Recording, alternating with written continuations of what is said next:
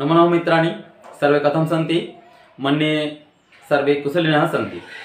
आज के আমরা কারকের 7 নম্বর ক্লাসে একটি বার্তিক নিয়ে আলোচনা করতে চলেছি।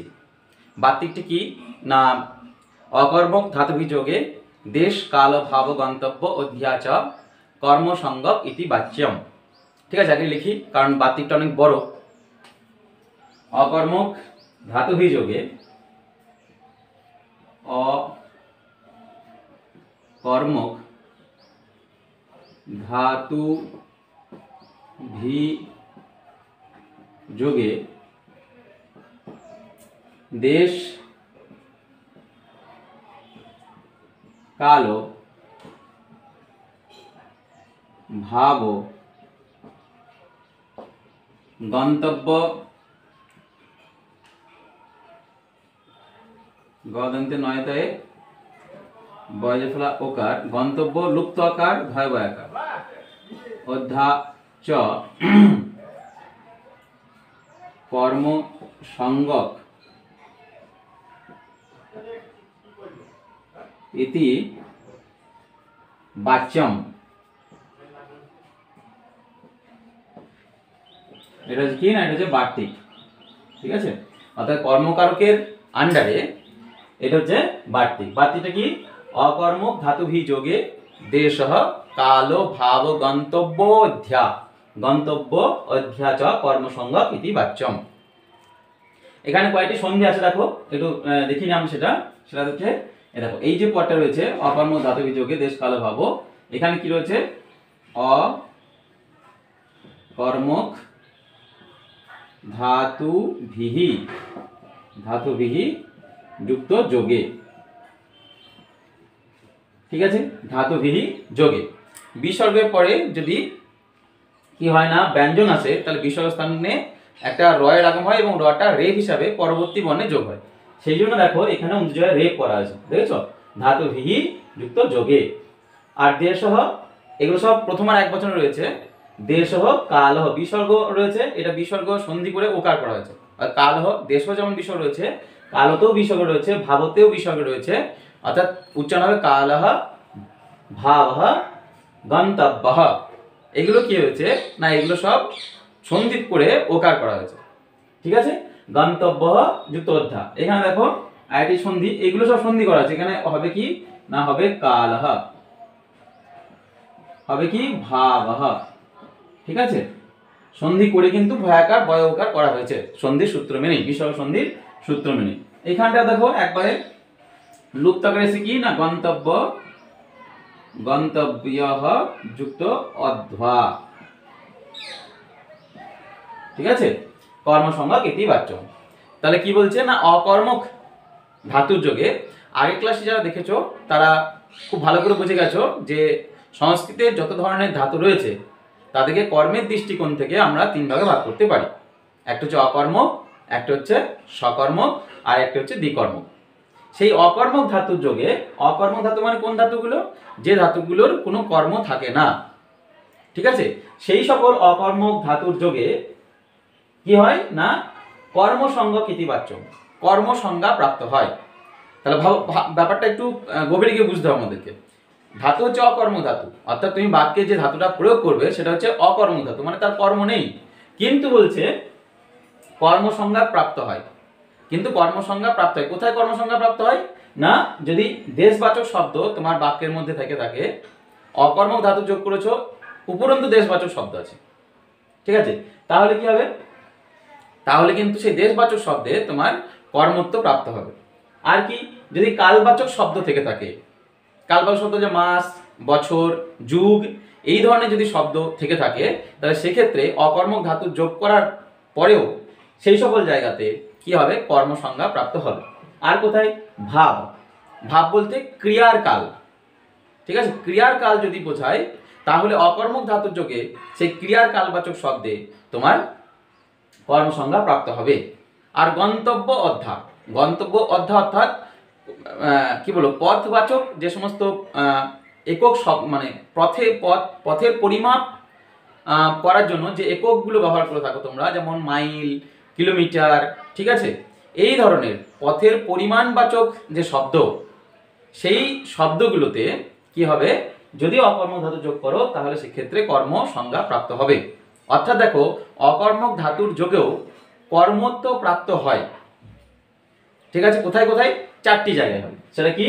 দেশে হয়, মানে দেশবাচক শব্দে হয়, কালবাচক শব্দে হয়, ভাব ইত্যুক্তে ক্রিয়ার কালবাচক শব্দে হয়, এবং গন্তব্য অধ্যা পদবাচক বা গন্তব্য যে সমস্ত জায়গা রয়েছে, অর্থাৎ যেখানে যাওয়া দরকার বা যেখানে তুমি যেতে চাইছো সেই সকল জায়গার পদবাচক শব্দের ক্ষেত্রে বা সেই সকল জায়গার মানে দূরত্ব, ডিস্টেন্সটা দেখানোর জন্য কি হয় না, যে তুমি বলো 1 ক্রোশ দূরে আমার গন্তব্য, হ্যাঁ, বা 4 মাইল দূরে আমি আজকে পড়তে যাচ্ছি। এই যে তোমার গন্তব্য পড়তে যাওয়াটা, সেক্ষেত্রে দেখো পথের একটা তুমি ডিস্টেন্স বোঝাচ্ছ একটা মাইল এই এককের দ্বারা। এই পথের পরিমাণ বাচক যে এককগুলো রয়েছে সেই একক অভিধেয় হয় এমন শব্দে, মানে ব্যাপারটা কঠিন হয়ে যাচ্ছে বলাতে। মানে মূলত হচ্ছে এই যে কিলোমিটার, মিটার, হ্যাঁ, ক্রোশ, মাইল, এই সকল শব্দগুলোতে কি হতে পারে না, কর্মসংজ্ঞা প্রাপ্ত হতে পারে না, প্রাপ্ত হবেই। সূত্র না বাড়তে কি না, অকর্মক ধাতু যোগে দেশ কাল ভাব গন্তব্য অধ্যাচ কর্মসংজ্ঞক ইতি বাচ্যম। ঠিক আছে, এখন তোমাদেরকে অনেক সময় এটা বলে থাকে যে কর্মের দৃষ্টিকোণ থেকে ধাতুকে আমরা কয়ভাবে ভাগ করতে পারি। তোমরা নির্দ্বিধায় বলো, কর্মের দৃষ্টিকোণ থেকে আমরা ধাতুকে 3 ভাগে ভাগ করতে পারি। সেটা কি কি না, অকর্মক, সকর্মক এবং দ্বিকর্মক। তারপরে তোমাকে জিজ্ঞাসা করতে পারে, ইন্টারভিউর জন্য বলছি, বা তোমাকে কেউ গুগলি কোয়েশ্চেন যেমন হয়ে থাকে সেরকম তোমাকে যদি চাই একটু চৌপাট করতে, তাহলে তোমাকে এরকম কোশ্চেন করতে পারে। তারপর প্রশ্ন করতে পারে কি, যে অকর্মক ধাতু কাকে বলে? তুমি নির্দ্বিধায় বলবে যে অকর্মক ধাতু যাদের কর্ম নেই।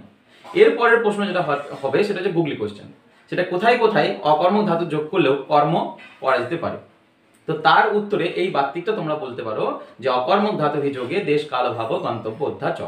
বা তোমাকে যদি পরীক্ষায় এরকম প্রশ্ন আসে যে অকর্মক ধাতুর যোগেও কোথায় কোথায় কর্ম তো প্রাপ্ত হয়, মানে কোথায় কোথায় কর্মত্ব প্রাপ্ত হয়, তাহলেও কিন্তু তোমাদের উত্তরটি এই বাক্যটাতেই হবে। তাহলে 4টি জায়গায় আমি বলেছি কি কি। প্রথম হচ্ছে দেশ। তাহলে দেখো, দেশবাচক শব্দ যেগুলো থাকবে সেগুলো যদি বাক্যে ব্যবহার করো এবং বাক্যে যদি অকর্মক করে ধাতুকে ব্যবহার করো, তাহলে সেই দেশবাচক শব্দে কর্মত্ব প্রাপ্ত হবে। একটা এক্সাম্পল ধরো, তোমাদের পুঁথি এক্সাম্পল দেখো, পুঁথি উদাহরণ, সেটা হচ্ছে কি না, কুরু দেশে ঘুমাচ্ছে। একটা, এটা তোমাদের বই আছে, এখানে একটা কর্তা দিয়ে দাও, ঘুমাচ্ছে। কে ঘুমাচ্ছে? কুরু দেশে দেখো যুধিষ্ঠির কুরু দেশে ঘুমাচ্ছে।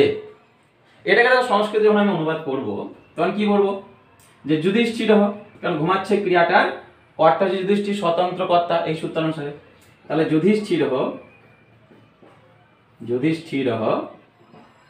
কি করছে না, ঘুমাচ্ছে। স্বপিতি, থার্ড পারসন সিঙ্গুলার, লট লকার, স্বপিতি। এবার দেখ কোথায় ঘুমাচ্ছে, বাংলা দিয়ে বুঝি। সংস্কৃত এখনো যেহেতু আমি অধিকরণ কাল তোমাদের করাইনি, তাই সূত্র উল্লেখ এই মুহূর্তে আমি করছি না। তাহলে কোথায় ঘুমাচ্ছে? কুরু দেশে ঘুমাচ্ছে। তাহলে কি হয় না, স্থান কাল বোঝালে কি হয়, অধিকরণ কারক হয়। তাহলে এখানে হওয়ার কথা কি ছিল,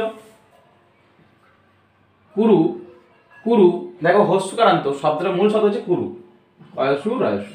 তাহলে এটা কি না, হস্যকারান্ত পুংলিঙ্গান্ত শব্দ। কে আছে? সাধু। তার সপ্তমীর এক বচনে কি হবে, বা তার সপ্তমীর এক বচন ধরো বা বহুবচনও করো। মানে এখানে কেন বহুবচন বলছি, কারণ কুরু দেশটা কোনো একটা দেশের নাম না, তাই না? কুরু দেশটা অনেকগুলো গ্রাম বা অনেকগুলো প্রদেশ একত্রিত হয়ে কুরুদেশ হয়েছে, তাই এখানে কুরুটাকে তোমার বহুবচনে প্রয়োগ করা যেতে পারে। তাহলে সাধুসু কুরুসু কি হতো, কুরুসু। ঠিক আছে, অর্থাৎ যুধিষ্ঠির কুরুসু স্বপিতি। ঠিক আছে, তাহলে যুধিষ্ঠির কুরু দেশে ঘুমাচ্ছে। এবার দেখো স্বপিতি, এই যে তুমি সব ধাতুটা নিয়েছো, সব মানে টু স্লিপ, ঘুমানো, এই সব ধাতুটা অ্যাকচুয়ালি কিন্তু অকর্মক ধাতু। ঠিক আছে, তাহলে অকর্মক ধাতু যোগে দেখো আমরা পেয়ে গেছি দেশবাচক একটি শব্দ। তাহলে অকর্মক ধাতুর যোগে দেশবাচক এই শব্দে আমরা কর্মত্ব করতে পারি, মানে এখানে কর্ম যোগ করতে পারি। বাড়তে কি না অকর্মক ধাতু অভিযোগে দেশ কাল ভাব গন্তব্য অধ্যাচ কর্মসংগ কৃতি বাচ্য। বুঝতে পেরেছি? তাহলে এখানে যদি তোমরা এইটাকে যদি তুমি কি করো, এটা কিন্তু অধিকরণ করা যাবে না, এটা এখানে করতে হবে কর্ম। তাহলে এখানে কর্ম করলে কি হবে, দ্বিতীয় হবে। এবার দ্বিতীয়া পুরুষ শব্দ সাধু শব্দের মধ্যে বললাম, তাহলে সাধু শব্দের দ্বিতীয়ার বহু বচনে প্রয়োগ হবে, যেহেতু বহু প্রদেশ মিলিয়ে কুরুদেশ। ঠিক আছে? তাহলে সেক্ষেত্রে কি হবে না সাধু শব্দের দ্বিতীয়ার বহু বচন কি আছে, সাধুন। তাহলে কি হবে, কুরুন। কি হবে, কুরুন। কুরুন সপিতি। কুরুন সপতি মানে হচ্ছে কুরু দেশে ঘুমাচ্ছে। বোঝা গেল? তোমাদের উদাহরণ শুধু এইটুকু থাকবে, কুরুন সপিতি। বুঝতে পারলে? তাহলে এই যে কুরুন, এখানে কি হয়েছে, এই পদটা দেখো কর্ম হয়েছে, কর্ম হয়েছে, কর্ম হয়েছে। কেন কর্ম হয়েছে না ওই বার্তিকের জন্য কিন্তু এখানে কর্মটা হয়েছে। তাহলে যুধিষ্ঠির কুরু দেশে ঘুমাচ্ছে। বোঝা গেল? এবার যদি বলি আমি বা ধর সে গ্রামে ঘুমাচ্ছে, এই যে বাক্যটা লিখলাম সে গ্রামে ঘুমাচ্ছে, এটা যদি সংস্কৃত অনুবাদ করি তাহলে কি হবে, সেটা হবে দেখো স, কারণ এখানে স্বতন্ত্র কর্তা অনুপাতে প্রতিকারক এবং তাদের প্রথমার এক বচন হয়েছে, প্রাতিপদিকার্থ লিঙ্গ পরিমাণ বচন মাত্র প্রথমা এই সূত্রানুসারে। তাহলে সহ, তাহলে ঘুমাচ্ছে দেখো সপিতি, সপিতি। এবার দেখ কোথায় ঘুমাচ্ছে, গ্রামে ঘুমাচ্ছে।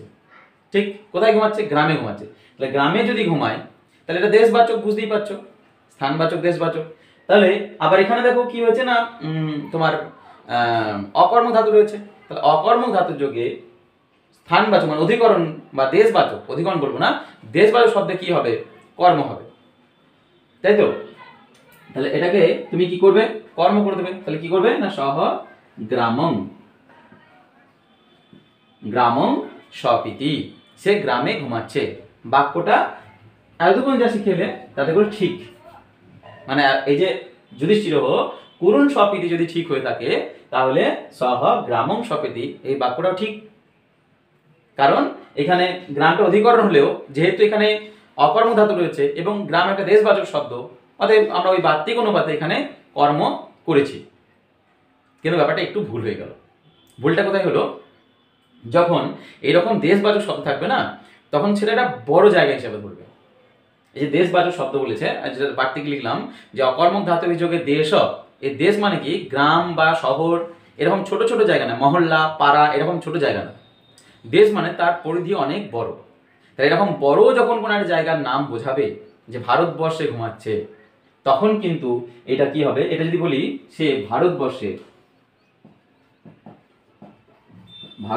ঘুমাচ্ছে, তখন কিন্তু তুমি এখানে কর্ম করতে পারবে। কিন্তু গ্রাম এটা দেশবাচক মানে ছোট যখন জায়গা হয়ে যাচ্ছে সেক্ষেত্রে তুমি সেক্ষেত্রে কি করতে হবে না, কর্ম করতে পারবে না।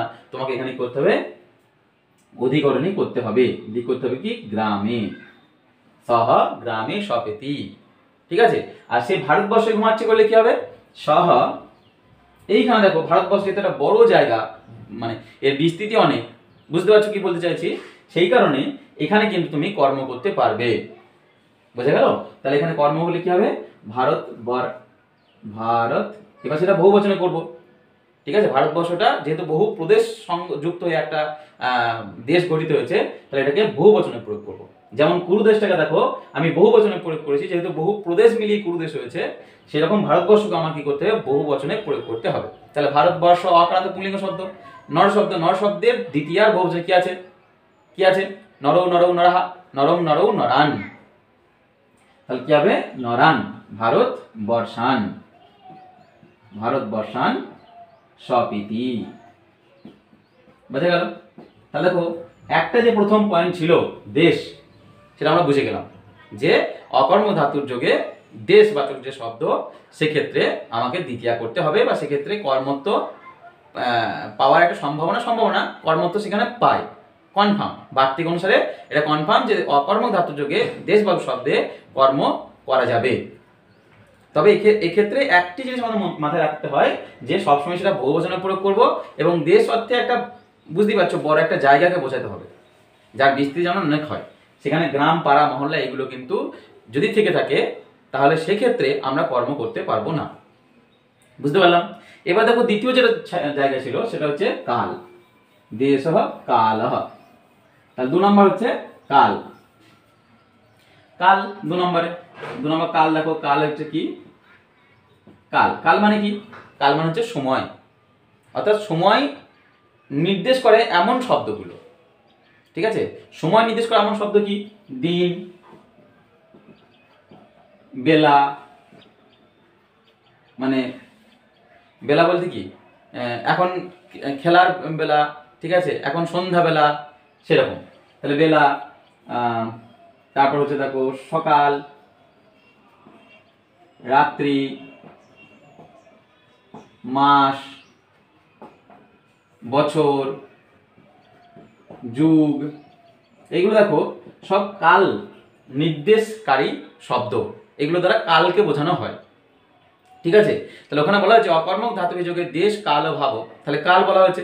তাহলে কাল বলতে আমরা এই শব্দগুলো বুঝি, এবং এই শব্দগুলো যদি কখনো বাক্যে ব্যবহার হয়ে থাকে এবং সেখানে অকর্মক ধাতু যদি যোগ হয়ে থাকে, তাহলেও কিন্তু এগুলোতে কর্ম প্রয়োগ করা যাবে, ঠিক আছে? একটা এক্সাম্পল দেখো, যে কাল, সে উদাহরণ হবে, ধরো কি উদাহরণ হতে পারে, আসছে, ধরো সে 1 মাস ধরে ঘুমাচ্ছে, জেগে আছে, 1 মাস ধরে জেগে আছে, ঘুমাচ্ছে দিয়ে একটা হলো জেগে আছে। দেখো এই যে জেগে থাকা, এই ধাতুটা কি, আগে কর্তা বার করি, এখানে কর্তা, বুঝতেই পারছো, বারবার বলছি না, স্বতন্ত্র কর্তা। তাহলে সহ, জেগে আছে ধাতু কি, জাগৃ ধাতু, ধাতুটা কি, জাগৃ, ঠিক আছে? জাগৃ ধাতু মানে জেগে থাকা। তাহলে এখানে থার্ড পারসন সিঙ্গুলার লকারের রূপ হবে জাগর্তি, হ্যাঁ, জাগর্তি, জাগৃত, জাগ্রতি, এরকম রূপ আছে। একটু খটোমটো ধাতুটা, জাগৃত ধাতু একটু খটোমটো ধাতু, তোমরা একটু দেখে নিও। তাহলে সহ জাগর্তি। এবার দেখো এখানে কি হচ্ছে, কি বললাম, এটা জাগৃত ধাতু অকর্মক, ঠিক? এবং দেখো এখানে একটা আমরা কালবাচক শব্দ পেয়ে গেছি, 1 মাস। তাহলে এই কালবাচক শব্দে আমাদের কর্ম করা যাবে ওই বার্তিক অনুসারে। তাহলে কি করব, মাসম, যেহেতু পরে ব্যঞ্জন আছে, তাহলে মাসম, মাসম জাগর্তি, সে 1 মাস ধরে জেগে আছে, বুঝে গেল? তাহলে এইরকম যখন অকর্মক ধাতুর যোগ থাকবে কোনো বাক্যে, এবং সেখানে যদি তুমি কালবাচক শব্দ দেখতে পাও, সেক্ষেত্রে তুমি সেখানে কর্ম করবে অকর্মক ধাতুর যোগ থাকা সত্ত্বেও, ঠিক আছে? সেখানে প্রামাণ্য হিসেবে কি দেখাবো না, ওই বার্তিকটাকে আমরা তুলে আনতে পারি, যে অকর্মক ধাতু বিযোগে দেশ কাল ভাব গন্তব্য অধ্যায় চ ইতি কর্মসংজ্ঞক ইতি বাচ্যম, ঠিক? বেশ, এবার এখানেও দেখো কাল বলতে একটা লং টাইমকে বোঝাবে, ঠিক আছে? কোনো শর্ট টাইমকে বোঝাবে না। সেক্ষেত্রে মিনিমাম যে লং টাইম হওয়া দরকার এই ক্ষেত্র ইউজ করতে গেলে, মানে এই অকর্মক ধাতুর যোগে কালবায়ু শব্দে যখন দ্বিতীয়া করবে না, মানে কর্ম করবে এবং কর্মে দ্বিতীয়া হয় তোমরা জানো, তখন তোমাকে সেখানে একটা টাইম ডিউরেশনটা একটু লং হতে হবে। সেই জন্য মিনিমাম মাস বাচক শব্দ হতে হবে। যুগ বছর হলে তো ভালোই হয়, যদি যুগ বছর নাও থাকে তাহলে মিনিমাম মাস থাকতেই হবে। তার নিচে যদি কোনো কালবাচক শব্দ, মানে টাইম ডিউরেশন হয়ে যায়, মানে দিন, সকালবেলা, রাত্রিবেলা, ঠিক আছে, এরকম যদি হয়ে যায়, সেই ক্ষেত্রে কিন্তু এই যে বার্তিক, এই বার্তিকটা ইউজ করা যাবে না। কি বলা বোঝা গেল?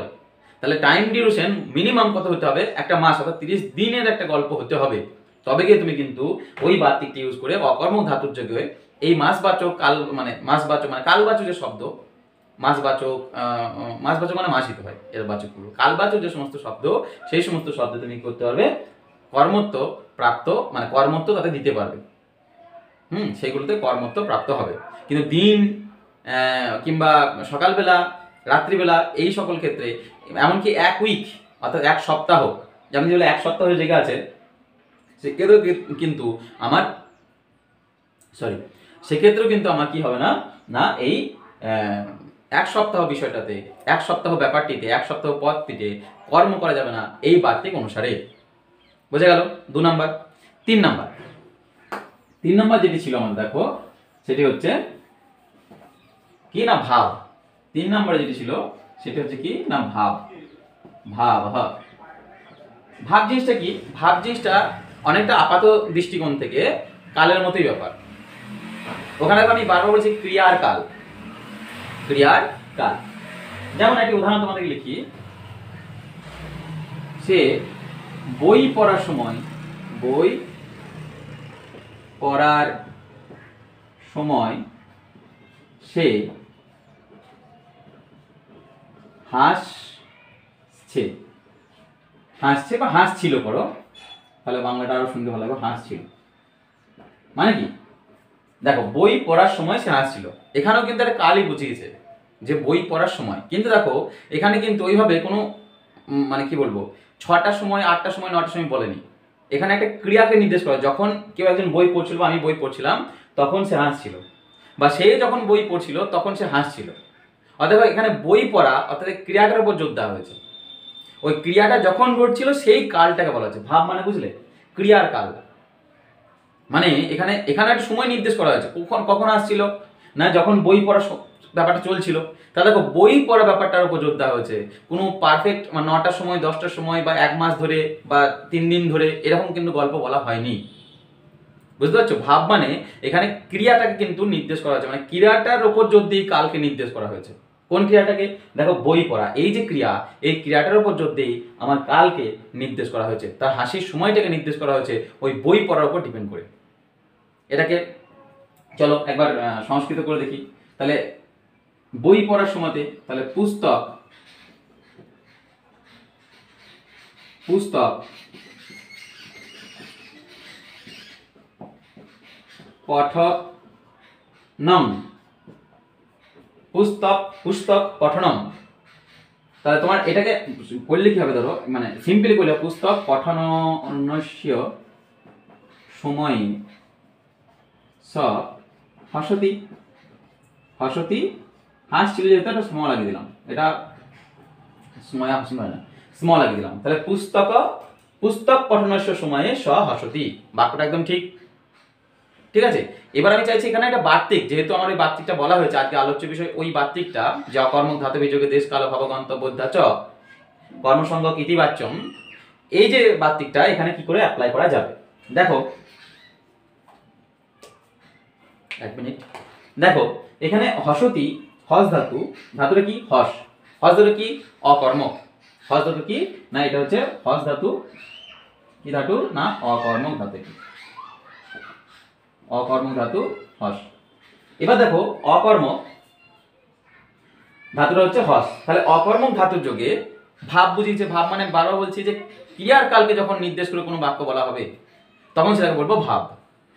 ঠিক আছে, এটা কাল এবং ভাব এই দুটো প্রায় কাছাকাছি, কিন্তু সামান্য প্রভেদ কি না, কালের ক্ষেত্রে কোনো ক্রিয়ার ওপর নির্দেশ করা হচ্ছে না, মানে কোনো ক্রিয়াকে গুরুত্ব দিয়ে কালকে নির্দেশ করা হচ্ছে না। কিন্তু ভাবের ক্ষেত্রে কোনো একটি ক্রিয়াকে গুরুত্ব দিয়ে কাল নির্দেশ করা হবে। এইটুকুই হচ্ছে কাল এবং ভাবের মধ্যে পার্থক্য। তাহলে এখানে দেখো পুস্তক পঠন, এই পঠন এই ক্রিয়াটার উপর জোর দিয়ে কালকে নির্দেশ করা হয়েছে যে স হসতি স্ম। ঠিক আছে, তাহলে হস ধাতু অকর্মক এবং এই দেখো এটা ভাব, এই যে পুস্তক পঠনস্য সময়ে এটা হচ্ছে ভাব, এটা হচ্ছে ভাব। তাহলে ভাববাচক শব্দ আমি কি করতে পারি? আমি কিন্তু কর্ম করতে পারি। তাহলে কি করতে পারি? এটাকে পুস্তক পঠনম, পঠনম স হসতি। ঠিক আছে, স সহ হসতি। বুঝে গেল? বা সন্ধি নিয়ম অনুসারে তুমি শর্তে বিসর্গ নাও মারতে পারো। ঠিক আছে, মারতে পারো নাও মারতে পারো, মানে যেহেতু এটা বাক্য এবং বাক্যের সন্ধি কর্তার ইচ্ছার উপর ডিপেন্ড করে। কারণ সন্ধি কোথায় কোথায় প্রযোজ্য, কোথায় কোথায় নিত্য, সেই সম্পর্কে কারিকা রয়েছে।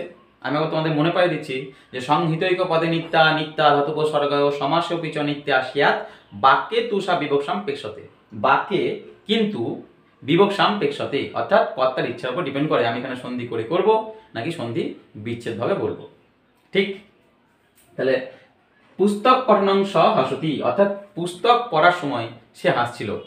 তোমাদের পুঁথি উদাহরণ কি আছে এটা দেখবে, গো দহনম, গো দোহ দোহ দোহং, গো দহং, গো দহং আস্তে, এরকম আছে গোদহং, দহং, গোদহং, গোদহং আস্তে। ঠিক আছে, অর্থাৎ মানে হচ্ছে গরু যখন দহন কার্য চলছিল তখন সে ছিল। আস ধাতু, এই আস থেকে এসে থেকে আস ধাতু লট থার্ড পারসন সিঙ্গুলার আস, আস ধাতু। আস ধাতুর অর্থ হচ্ছে টু সিট, টু সিট মানে বসা, বা টু স্টে মানে থাকা। ঠিক আছে, টু সিট মানে বসা, বা টু স্টে মানে হচ্ছে থাকা। তাহলে গো দহনের সময় সে ছিল, এখানে সব একটা কি করো, একটা কর্তা নিয়ে চলে এসো। তাহলে সহ গো দহনং আস্তে, সে গো দহনের সময় ছিল, বা সে গো দহনের সময় বসে আছে। এরকম ছিল বলবো না, যেহেতু এটা লকারে প্রয়োগ করা হয়েছে। সে গো দহনের সময় থাকে বা আছে, বা সে গো দহনের সময় বসে আছে, দুটোই কিন্তু এটার বঙ্গার্থ হতে পারে। ঠিক এটা তোমার যেটা বললাম, পুস্তক পঠনং সহসতী, বই পড়ার সময় সে হাসছিল।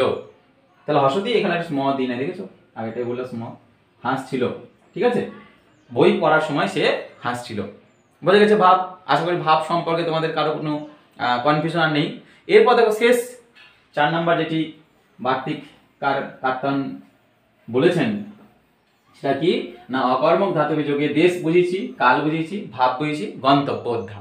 গন্তব্য অধ্যা ব্যাপারটি কি, অধ্যায় লিখে দিচ্ছি শুধু লাস্টটা। মানে বললাম কি, পথের পরিমাণ বাচক, পথের পরিমাণ বাচক যে সমস্ত শব্দ, সেই শব্দগুলো যদি বাক্যে ব্যবহার করা হয় এবং সেখানে যদি অকর্মক ধাতুর প্রয়োগ থাকে, তাহলে সেই সকল শব্দে তুমি কর্ম করতে পারো। একটা এক্সাম্পল, নদীটি এক ক্রোশ ধরে প্রবাহিত হচ্ছে।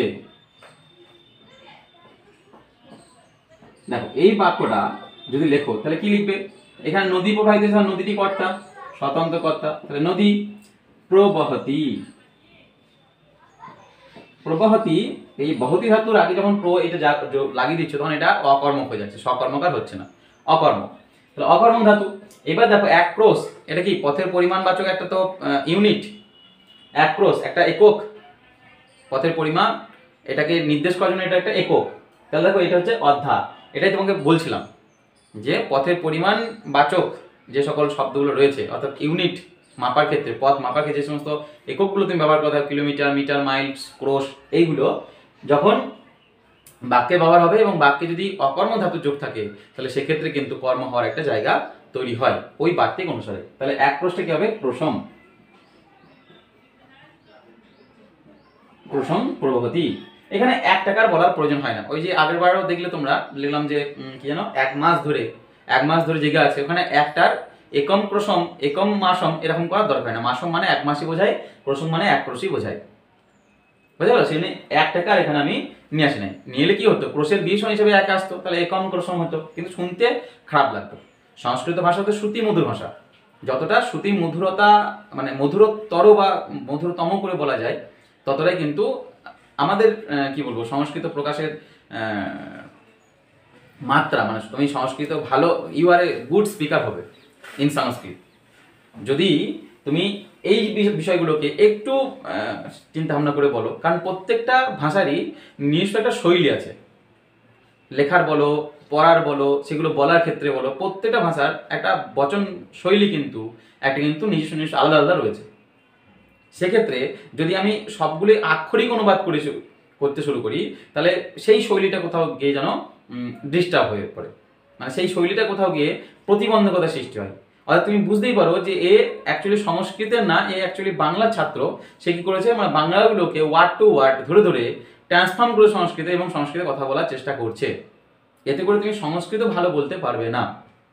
ঠিক সেরকমই তুমি যদি আবার ইংরেজি থেকে বাংলা করো বা বাংলা থেকে যে কোনো ভাষায় আমরা যাই না কেন, প্রত্যেক ভাষায় একটা নিজস্ব শৈলী আছে বলার। তো সেই শৈলীটাকে আমাকে ধরতে হবে। ঠিক আছে, ওয়ার্ড টু ওয়ার্ড আমাদের কিন্তু কি করলে হবে না, এই অনুবাদগুলো করলে হবে না। তাই এখানে দেখো নদী ক্রোশং প্রবহতি, এটা একদম অ্যাপ্রোপ্রিয়েট। তুমি একং যদি লাগিয়ে দাও, তাহলে যারা সংস্কৃত জানেন তারা বলবেন এ কি করেছে না, বাংলা থেকে ওয়ার্ড টু ওয়ার্ড ট্রান্সফর্ম করেছেন। এটা কখনোই কিন্তু কাম্য নয় আমাদের। বোঝা গেল? তাহলে নদী ক্রোশং প্রবহতি। তাহলে এই 4টি জায়গার ক্ষেত্রে অকর্মক ধাতুযোগ কি হয় না, কর্ম প্রযুক্ত হয়। বুঝতে পারলে? এখন যে প্রশ্নটা আমাদের মাথায় ঘুরবে সেটা হচ্ছে এই যে বার্তিকটা তো করেছেন, কিন্তু পাণিনি কি কোথাও এই বার্তিককে সমর্থন করার মতো কোনো সূত্র তৈরি করেছেন কি, লিখেছেন কি, বা এই যে বার্তিক কাত্যায়ন করেছেন সেটাকে পাণিনি সমর্থন করেছেন?